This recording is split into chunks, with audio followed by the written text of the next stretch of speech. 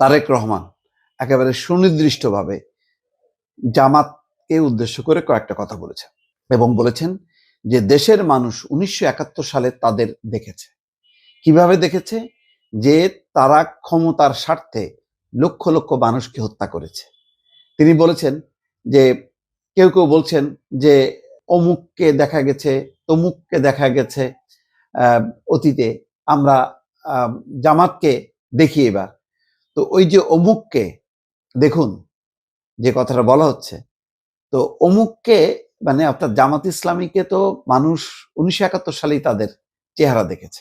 এটা একেবারে সরাসরি তাদের আলোচনা যে 71 সালে তার মানে স্বাধীনতা মুক্তিযুদ্ধ বিরোধী শক্তি, যেই আলোচনাটা, যেই সমালোচনাটা তারা শুনেছে আওয়ামী লীগের মুখ থেকে, আজকে কিন্তু বিএনপিও ছাড় দিচ্ছে না।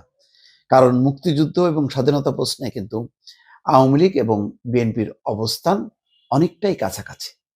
আওয়ামী লীগ এটাকে নিজের মতন করে দলীয়ভাবে মানে ক্যাশ করে, আর বিএনপি এটা ব্রডার আসপেক্টে স্বাধীনতা মুক্তিযুদ্ধকে দেখে এবং বলার চেষ্টা করে যে মুক্তিযুদ্ধ কোনো ব্যক্তি বা দলের না, মুক্তিযুদ্ধ হচ্ছে সাধারণ মানুষের অংশগ্রহণের মধ্য দিয়ে একটা দীর্ঘস্থায়ী একটা লড়াই ছিল।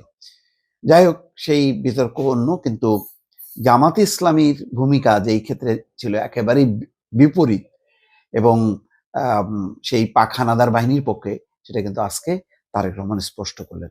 পাশাপাশি দুর্নীতির প্রসঙ্গে বলেছেন যে সর্বশেষ যেই ক্ষমতায় ছিল বিএনপি, জামাত বিএনপি জোট সরকার বলা হতো, সেই জোট সরকারে 2 জন মন্ত্রী ছিলেন জামাত ইসলামীর, যারা প্রয়াত সিনিয়র নেতা।